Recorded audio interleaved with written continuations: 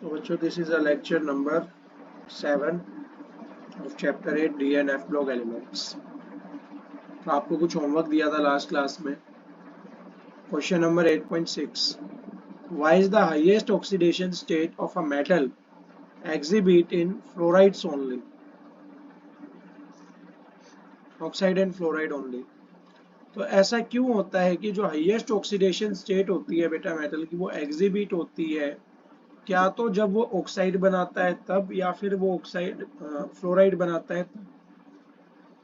तो both oxide and fluoride ions are highly electronegative and have a very small size. सबसे पहले तो आप ये समझो कि ऑक्साइड और फ्लोराइड क्या होता है. तो कोई भी एक मेटल है, फॉर एग्जांपल हमने मैग्नीशियम ले लिया, तो मैग्नीशियम पे चार्ज कितना होता है? +2. When it is combining with oxygen, oxygen के ऊपर चार्ज कितना होता है? -2. तो ये क्या बनाता है? Mg2O2 criss cross 2 moles of MgO. That is magnesium oxide. And अगर इसी की रिएक्शन हम करवा दें किसके साथ? फ्लोरीन के साथ. मैग्नीशियम पे चार्ज कितना? 2 पॉजिटिव. फ्लोरीन पे कितना? 1 नेगेटिव. Criss cross. तो MgF2. क्लियर है? These are fluorides. इसी तरीके से कोई भी मेटल ऑक्साइड है और मेटल फ्लोराइड है. हम जनरली कौन से मेटल्स की बात कर रहे हैं? ट्रांजिशन मेटल्स की, डी ब्लॉक मेटल्स की. तो जो भी आपके ऑक्साइड और फ्लोराइड्स होते हैं, ये आयंस क्या होते हैं? हाईली इलेक्ट्रोनेगेटिव होते हैं. हाईली इलेक्ट्रोनेगेटिव दैट मीन्स इनको इलेक्ट्रॉन को गेन करने की टेंडेंसी क्या होती है? बहुत ज्यादा होती है. इलेक्ट्रॉन को गेन करने की टेंडेंसी बहुत ज्यादा है, तो मेटल्स की डोनेट करने की टेंडेंसी भी क्या होगी? इनके साथ ज्यादा होगी. And therefore due to these properties they are able to oxidize the metal to its highest oxidation state. और इन्हीं प्रॉपर्टीज की वजह से ये ऑक्सीडाइज कर पाते हैं किसको? मेटल को. इसके अंदर इनकी हाईएस्ट ऑक्सीडेशन स्टेट के अंदर. Next is question number 8.7. इसको कराने से पहले मैं आपको एक बात बता दूं कि रिडक्शन पोटेंशियल जो होता है और ऑक्सीडेशन पोटेंशियल जो होता है, उनके बीच में क्या रिलेशन होता है? Reduction potential is equal to negative of oxidation potential. तो जनरली हम कैलकुलेट क्या करते हैं? रिडक्शन पोटेंशियल कैलकुलेट करते हैं. अगर वैल्यू पॉजिटिव आ रही है, दैट मीन्स मान लो आपकी वैल्यू आ रही है +5, दैट मीन्स वो रिड्यूस कर सकता है, उसका रिडक्शन पोटेंशियल अच्छा है. और मान लो वैल्यू आ गई -5, दैट मीन्स उसका रिडक्शन पोटेंशियल अच्छा नहीं है. उसका कौन सा पोटेंशियल अच्छा है? Oxidation potential. It will oxidise some elements. Is it clear और नॉट? तो क्वेश्चन ये है, which is a stronger reducing agent? इनमें से रिड्यूसिंग एजेंट कौन सा स्ट्रॉन्गर होगा? तो रिड्यूसिंग एजेंट पता है आपको?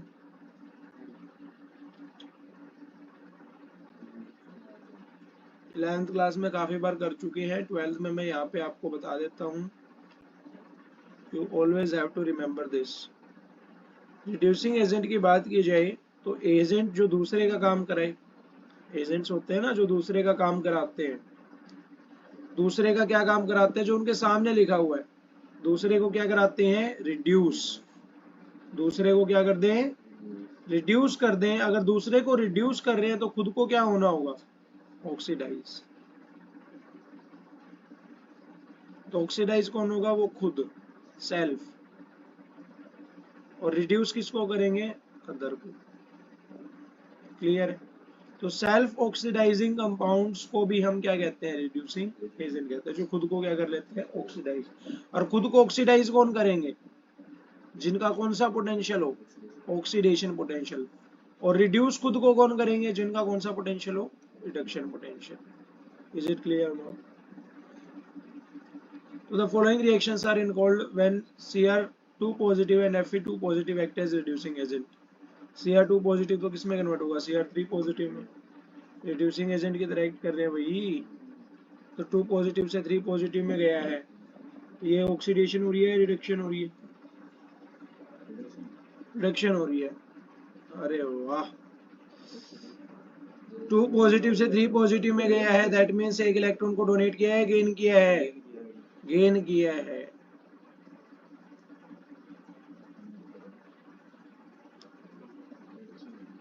Cr2 positive is converting into Cr3 positive. पहले 2 इलेक्ट्रॉन्स डोनेट कर रहा था, अब कितने इलेक्ट्रॉन्स डोनेट कर रहा है? 3 इलेक्ट्रॉन्स डोनेट कर रहा है। दैट मींस एक इलेक्ट्रॉन और क्या हो गया? कम हो गया। इलेक्ट्रॉन्स क्या किए हैं इसने? लॉस किए हैं। इलेक्ट्रॉन्स लॉस किए हैं, दैट विल बी ऑक्सीडेशन और रिडक्शन।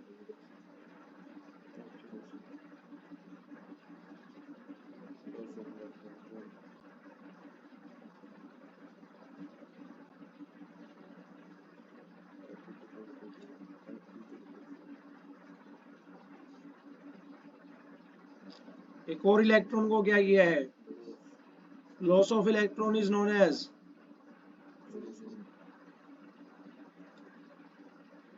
मान लो यहीं पे एक इलेक्ट्रॉन को गेन कर लेते हैं, एक इलेक्ट्रॉन को क्या कर लेते हैं? गेन। तो इलेक्ट्रॉन पे चार्ज तो कैसा होता है बेटा? नेगेटिव। नेगेटिव चार्ज होता है, तो एक इलेक्ट्रॉन को गेन किया, पहले चार्ज कितना था? 2 पॉजिटिव। अब क्या आ गया? 1 नेगेटिव। तो 2 - 1 कितना हो जाएगा? 1। तो यहाँ पे क्या बचेगा? पॉजिटिव। तो पॉजिटिव में कम हो रहा है ना, कम हो रहा है क्योंकि इलेक्ट्रॉन्स को गेन कर रहा है, और पॉजिटिव बढ़ेगा, दैट मींस इलेक्ट्रॉन्स को क्या करेगा? लॉस करेगा। That is oxidation. और मैंने आपको पहले ही कहा था कि रिड्यूसिंग एजेंट मतलब क्या होता है? जो खुद को क्या कर ले? ऑक्सीडाइज कर ले। सेल्फ ऑक्सीडाइजिंग होते हैं। खुद को क्या कर ले? ऑक्सीडाइज कर ले। तो ये खुद को क्या कर रहे हैं? ऑक्सीडाइज कर ले। अब जिसका ऑक्सीडेशन पोटेंशियल ज्यादा, वो अपने आप को ऑक्सीडाइज कर पाएगा ज्यादा, और जो अपने आप को ज्यादा ऑक्सीडाइज कर पाएगा, that will be a better reducing agent. The value is -0.41 volt. इसकी वैल्यू तो कितनी आ रही है? -0.41 आ रही है, और इसकी कितनी आ रही है? +0.77 आ रही है। तो this means that Cr2 positive can easily be oxidise to Cr3 positive. Cr2 positive तो आपकी Cr3 पॉजिटिव में आसानी से ऑक्सीडाइज हो सकता है, लेकिन जो आपका Fe2 पॉजिटिव है वो इजीली Fe3 पॉजिटिव में ऑक्सीडाइज नहीं हो सकता। इसीलिए जो आपका Cr2 पॉजिटिव है वो बेटर रिड्यूसिंग एजेंट है as compare to Fe3 positive. Is it clear और नॉट? तो आप मुझे ये बताओ कि यहाँ पे इसने 2 वैल्यूज दे दी, और इसने इससे वो ये पूछ लिया कि Cr2 positive can be easily be oxidised. ऐसा कैसे?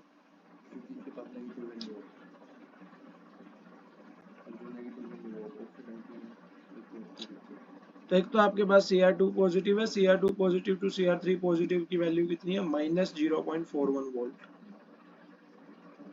और Fe की वैल्यू कितनी है? 0.77 volt.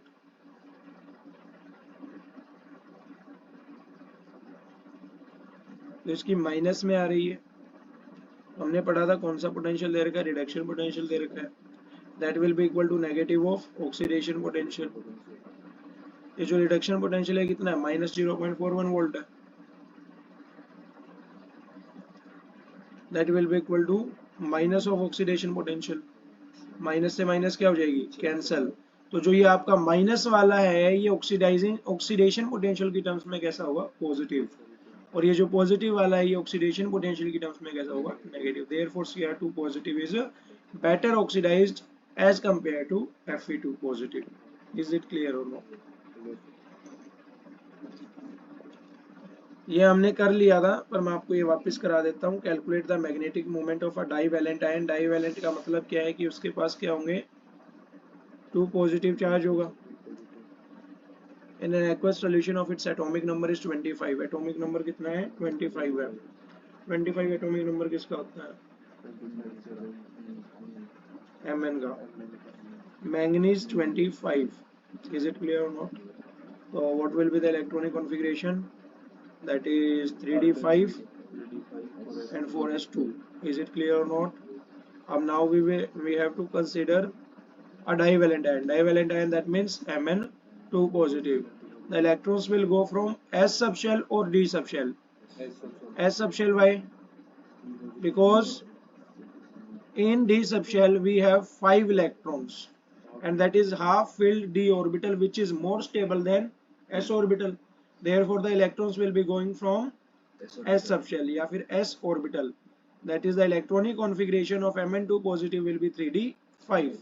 3d5, that means how many unpaired electrons are present in this d sub shell?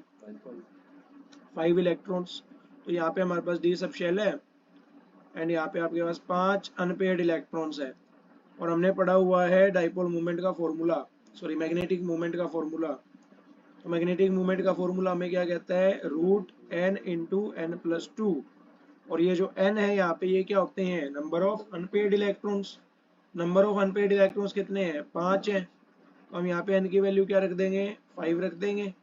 5 रखा तो 5 into 5 plus 2।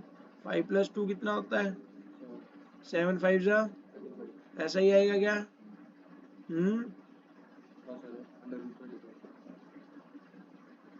That will be equal to 5.92 bm। ऐसे कैसे कर दिया सर? ये यहाँ लिख रखा था बेटा, 5.92 यहाँ लिख दिया मैंने, ठीक है। बाकी आप सोल्व कर सकते हो इसको इस मेथड से, ठीक है। नेक्स्ट है name of the oxo metal anions of the first series of transition metals in which the metal exhibits the oxidation state equal to its group। आपको oxo metal anions बताने हैं फर्स्ट सीरीज ऑफ एलिमेंट्स के जिसमें जो metal exhibit कर रहा है oxidation state equal to its group.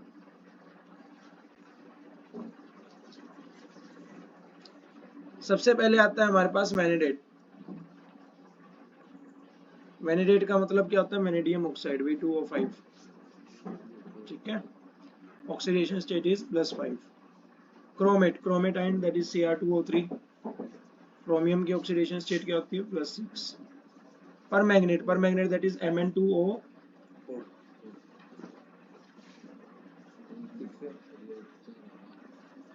आपका होमवर्क रहेगा ये।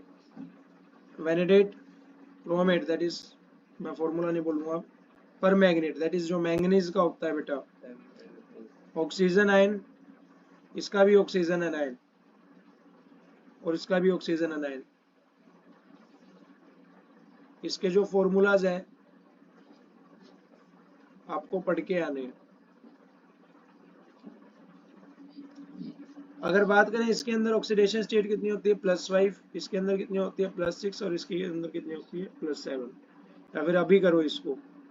You have 30 seconds. आपके पास मैग्नीडियम की ऑक्सीडेशन स्टेट दे रखी है, आपको इसका ऑक्साइड बनाना है, ऑक्सो आयन बनाना है। बनाओ, जल्दी करो। 30 seconds to do it।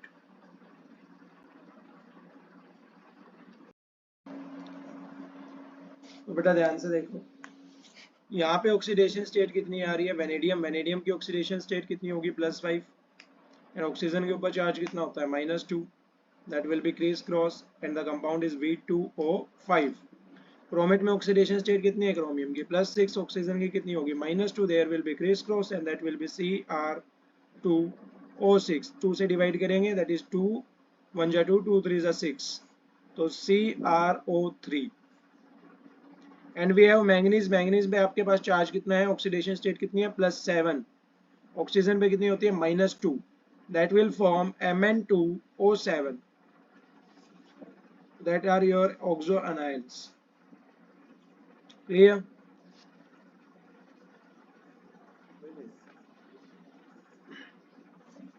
Next is question number 8.11 of exercise. Exercise questions में से है ये।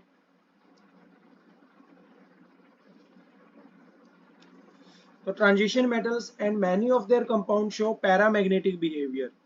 अच्छा, पैरामैग्नेटिक बिहेवियर कौन से एलिमेंट शो करते हैं? लास्ट क्लास में हमने यही किया था। पैरामैग्नेटिक बिहेवियर बेटा वो एलिमेंट शो करते हैं जिनके अंदर मैक्सिमम नंबर ऑफ क्या होते हैं? Unpaired electrons and which are strongly और weakly attracted by the magnetic field. weakly attracted by the magnetic field, weakly attracted or weakly repelled? It is a paramagnetic substance and this is a magnetic field. It will weakly repel or weakly attract to the magnetic, to the paramagnetic substance.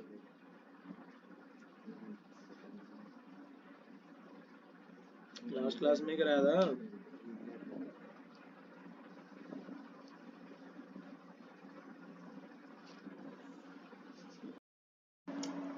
तो maximum number of unpaired electrons है तो बेटा ये इसकी तरफ क्या होंगे, weekly attract होंगे। एंड अगर आपके पास maximum number of unpaired electrons होंगे तो क्या होंगे, वीकली रिपेल होंगे। तो transition metal show paramagnetic behaviour due to the presence of unpaired electrons with each electron having a magnetic moment associated with its spin angular momentum and orbital angular momentum। Spin angular momentum का मतलब क्या होता है, जो आपका ये spin है ना, दैट इज क्लॉकवाइज और एंटी क्लॉकवाइज, इसकी वजह से जो एंगुलर मोमेंटम आ रहा है, एंगुलर मोमेंटम क्या होता है आपका एम वी आर। और in the first transition series, आपकी जो फर्स्ट ट्रांजिशन सीरीज है दैट इज 3D सीरीज, the orbital angular momentum is quenched, therefore the resulting paramagnetism is only because of the unpaired electrons। तो जो आपका resulting paramagnetism आता है वो सिर्फ और सिर्फ किसकी वजह से आता है, अनपेयर्ड इलेक्ट्रॉन्स की वजह से आता है, पेयर्ड इलेक्ट्रॉन्स की वजह से नहीं आता है। पेयर्ड इलेक्ट्रॉन्स की वजह से क्या करेंगे, वीकली रिपेल करते हैं। बात करें सेकंड की, तो enthalpy of atomisation of transition metals are high. High enthalpy of atomisation high क्यों होती है इनकी, एटम बनाने की जो एनर्जी होती है आपके पास, एटम कम बनाएगा जब आसानी से डोनेट या गेन ना करे। ना करे ऐसा क्यों हो सकता है, जब इनके बीच में क्या हो, स्ट्रॉन्ग बॉन्ड बन रखी हो, किसके बीच में, न्यूक्लियस के बीच में और इलेक्ट्रॉन्स के बीच में। तो न्यूक्लियस और इलेक्ट्रॉन्स के बीच में स्ट्रॉन्ग बॉन्ड कब बनेगी, जब स्ट्रॉन्ग चार्ज हो। स्ट्रॉन्ग चार्ज कब होगा, जब न्यूक्लियर चार्ज बहुत ज्यादा हो और इलेक्ट्रॉन्स भी क्या हो, बहुत ज्यादा हो। That means they create a strong bond and the enthalpy of atomization is high। और ऐसा ही होता है। Transition elements have high effective nuclear charge. Transition elements का न्यूक्लियर चार्ज का, इफेक्टिव न्यूक्लियर चार्ज क्या होता है, काफी हाई होता है। And a large number of valence electrons, और बहुत सारे क्या होते हैं बेटा, वैलेंस इलेक्ट्रॉन्स होते हैं आउटरमोस्ट शेल में। Therefore they form very strong metallic bond, इसलिए वो क्या बनाते हैं, एक स्ट्रॉन्ग मेटलिक बॉन्ड बनाते हैं। As a result, the enthalpy of atomization of a transition metals is high। Is it clear or not?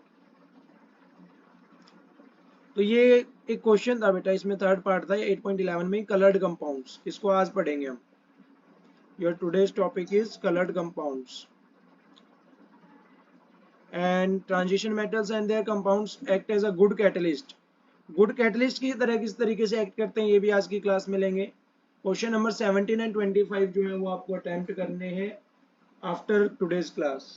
Clear है, तो homework will be same. Topic आज का और कवर कर लेते हैं हम। तो आपका जो आज का टॉपिक है बेटा, that is formation of coloured ions. तो ध्यान से देखो, as electron from a lower energy d orbital is excited to a higher energy d orbital. Electron जो है बेटा वो आपका डी ऑर्बिटल के अंदर लोअर एनर्जी ऑर्बिटल से किस में कन्वर्ट होता है, हायर एनर्जी डी ऑर्बिटल में। दो प्रोसेस होती है, one is excitation and the another one is D excitation. Excitation कब होती है, जब लोअर एनर्जी शेल से किस में जा रहा हो, हायर एनर्जी में जा रहा हो। दैट मीन्स इलेक्ट्रॉन क्या कर रहा है, एक्साइट कर रहा है। हायर से अगर वापस लोअर में आ रहा है, दैट मीन्स क्या कर रहा है, डी एक्साइट कर रहा है। So the energy of excitation corresponds to the frequency of light absorbed। अब ध्यान से देखो, ये काफी इंपॉर्टेंट है। ये रहा, आपके पास क्या होती है, एक मेटल की प्लेट है। ये हमने ना सेकंड चैप्टर में पढ़ा था, atomic structure of class 11th, कि आपके पास ये मेटल की प्लेट है, इसके ऊपर क्या पड़े होंगे, आउटर मोस्ट शेल में इलेक्ट्रॉन्स पड़े होंगे, पड़े होंगे या नहीं पड़े होंगे। जैसे ही इसके ऊपर कोई फ्रीक्वेंसी कोई लाइट आएगी जिसकी फ्रीक्वेंसी कितनी है, न्यू है, तो ये इलेक्ट्रॉन्स क्या होना चाहेंगे, इजेक्ट होना चाहेंगे। अगर ये फ्रीक्वेंसी थ्रेशोल्ड फ्रीक्वेंसी से क्या होगी, ज्यादा होगी। क्लियर है। अगर आपके पास कोई लाइट है जिसकी फ्रीक्वेंसी न्यू है तो उसकी एनर्जी कितनी होगी, एच न्यू। एंड जो मिनिमम एनर्जी रिक्वायर्ड है इलेक्ट्रॉन को इजेक्ट होने के लिए, that will be equal to work function 5। तो electron lower energy d orbital से हायर एनर्जी डी ऑर्बिटल के अंदर एक्साइट होगा अगर उसकी एनर्जी ऑफ एक्साइटेशन कोरस्पॉन्ड, उसकी एनर्जी ऑफ एक्साइटेशन जो है वो किसके कोरस्पॉन्डिंग होगी, फ्रीक्वेंसी के कोरस्पॉन्डिंग होगी, जिसको वो क्या कर रहा है, एब्जॉर्ब कर रहा है। और ये जो फ्रीक्वेंसी होती है बेटा, ये जनरली कौन से एरिया के अंदर लाई करती है, विजिबल रीजन के अंदर। विजिबल रीजन मतलब विजिबल स्पेक्ट्रम। विजिबल स्पेक्ट्रम कौन सा होता है, विबग्योर। विबग्योर जिसकी जो आपकी वेवलेंथ है वो कहां से कहां तक होती है, 450 नैनोमीटर से लेके 700 नैनोमीटर तक। वेवलेंथ आ गई तो फ्रीक्वेंसी कैलकुलेट कर सकते हैं। वेवलेंथ तो उससे फ्रीक्वेंसी कैलकुलेट करने का फॉर्मूला क्या होता है, क्या होता है बताओ, nu is equal to c by lambda, c is equal to lambda nu. तो न्यू निकालनी है आपको। सी क्या होती है, speed of light, that is equal to 3 into 10 raise to the power 8। और लैम्डा आपको पता ही है, वी के 450, आर के 700, और इनके क्या करती है, बीच में लाई करती है। उसको डिवाइड कर देंगे, हमारे पास क्या आ जाएगी, फ्रीक्वेंसी। अब ये जो फ्रीक्वेंसी आएगी, ये कौन सा रीजन है, विजिबल रीजन है। वेवलेंथ किसकी है, विजिबल रीजन की। किसकी वेवलेंथ को डिवाइड कर रहे हैं, विजिबल रीजन की वेवलेंथ को। तो फ्रीक्वेंसी भी किसकी आएगी, विजिबल रीजन की आएगी। और इस विजिबल रीजन की फ्रीक्वेंसी को अगर एब्जॉर्ब करेगा तो इलेक्ट्रॉन क्या कर जाएगा, एक्साइट कर जाएगा to the visible region. That is clear और not. Formation of coloured ions. Colour की बात की जाए तो colour of the transition metal ions is due to the presence of unpaired और इनकम्प्लीट डी ऑर्बिटल्स। कलर जो होता है वो किस वजह से आता है, ट्रांजिशन मेटल आयंस का, due to the presence of unpaired, क्या तो अनपेयर्ड या फिर इनकम्प्लीट डी ऑर्बिटल्स की वजह से। The absorption of visible light and hence colored nature of the transition metal cation is due to the promotion of one or more unpaired electron। तो ध्यान से देखो, अभी अभी हमने पढ़ा कि जब फ्रीक्वेंसी को एब्जॉर्ब करेगा तो इलेक्ट्रॉन क्या हो जाएगा, एक्साइट हो जाएगा। And we have to absorb, sorry, the atom will have to absorb the visible light. Absorption किसकी होनी चाहिए, विजिबल लाइट की। और इसीलिए hence coloured nature of the transition metal cations, colour nature आएगा किसका, ट्रांजिशन मेटल कैटायंस का, due to promotion of one और मोर अनपेयर्ड डी इलेक्ट्रॉन, एक या एक से ज्यादा अनपेयर्ड डी इलेक्ट्रॉन के प्रमोशन की वजह से। प्रमोशन मतलब एक्साइटेशन, एक्साइटेशन मतलब लोअर एनर्जी से किस में जा रहा है, हायर एनर्जी में, from a lower to a higher level within the same d subshell. Clear है कि आपके पास क्या है, एक ये डी ऑर्बिटल है, तो 1 2 3 4 5, एक इलेक्ट्रॉन एक इलेक्ट्रॉन एक इलेक्ट्रॉन एक इलेक्ट्रॉन एक इलेक्ट्रॉन एक इलेक्ट्रॉन, 2 3 4। हमने फ्रीक्वेंसी डाली विजिबल रीजन की, तो ये इलेक्ट्रॉन एक्साइट हो गया हायर एनर्जी लेवल में। तो जिस कलर की लाइट आई थी उसी कलर को ये क्या कर देगा, शो कर देगा। और ये मैक्सिमम सबसे ज्यादा शो इसमें होता है जिसके अंदर मैक्सिमम नंबर ऑफ क्या हो, अनपेयर्ड इलेक्ट्रॉन्स हो या फिर इनकम्प्लीट डी ऑर्बिटल्स हो। क्लियर है। This promotions requires a small amount of energy. जैसा कि मैंने बताया आपको, न्यू फ्रीक्वेंसी की आ रही है तो एनर्जी कितनी होगी इसकी, एच न्यू होगी। तो कुछ ना कुछ स्मॉल अमाउंट ऑफ एनर्जी चाहिए available in the visible light. Scandium 3 positive, TI 4 positive, titanium 4 positive, copper 1 positive, zinc 2 positive have either entirely empty, क्या तो ये कंप्लीट एम्प्टी हो जाते हैं, और एंटायरली फिल्ड 3d ऑर्बिटल, या फिर इनका 3d ऑर्बिटल क्या हो जाता है, एंटायरली फिल हो जाता है। That is they do not have any unpaired d electron, मतलब इनके पास किसी भी टाइप का कोई भी अनपेयर्ड इलेक्ट्रॉन प्रेजेंट नहीं होता है। अगर अनपेयर्ड इलेक्ट्रॉन प्रेजेंट नहीं है तो क्या किसी विजिबल लाइट को एब्जॉर्ब कर पाएंगे, जी नहीं, नहीं कर पाएंगे। तो ये कैसे होते हैं, कलरलेस होते हैं। और बाकी जो आपके कंपाउंड्स होते हैं वो कलर शो करते हैं, वो कौन कौन सा करते हैं वो आपके सामने यहाँ पे लिखा हुआ है। सबसे पहले स्कैंडियम 3 पॉजिटिव, 3d0, 3d0 मतलब zero unpaired electron, zero unpaired electron that means colourless. 3d0, 3d0 मतलब zero unpaired electron, zero unpaired electron that means colourless. 3d1, one unpaired electron, titanium 3 positive, the colour will B purple. अब ध्यान से देखो, titanium 4 positive, फिर titanium 3 positive, फिर vanadium 4 positive, 3 positive, 2 positive. Titanium 2 positive क्यों नहीं आया, क्योंकि टाइटेनियम 2 पॉजिटिव शो नहीं करता है। आया या नहीं आया समझ। तो यहाँ पे 3 आयंस आ गए, इसमें कितना आएगा, 3d1 3d2 3d3। कलर कौन सा आएगा, ब्लू ग्रीन वॉयलेट। अब मुझे ये बताओ कि वेनेडियम 3 पॉजिटिव का इलेक्ट्रॉनिक कॉन्फ़िगरेशन 3d1 कैसे आया, वेनेडियम का एटॉमिक नंबर बताओ मेरे को। 23, 3d 3, 4s 2। तो अगर ये दो इलेक्ट्रॉन्स को लॉस कर रहा है तो दो इलेक्ट्रॉन्स कौन से लॉस किए इसने, डी वाले, दैट इज 3d1। समझ आया या नहीं है? ऐसे ही आएगा क्या? ऐसे ही आएगा। आयन कौन सा है? Vanadium 3 positive. इलेक्ट्रॉन्स कितने डोनेट कर रहे हैं हम? 3 डोनेट कर रहे हैं, तो यहाँ पे 2 डोनेट किए हैं, तो यहाँ पे कितना आएगा 4s1। आया नहीं आया समझ?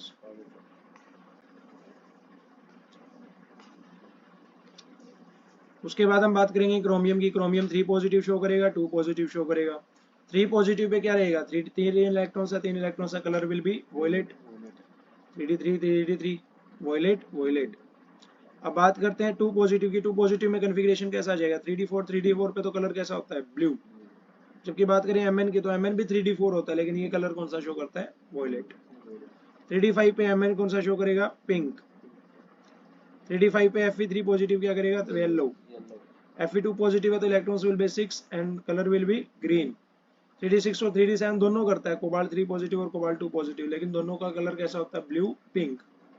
3d8 का Ni2 positive green, copper 2 positive 3d9 colour will be blue. 3d10 completely filled orbital, अगर कंप्लीटली फील्ड हो जाए तो अनपेड इलेक्ट्रॉन कितने आएंगे?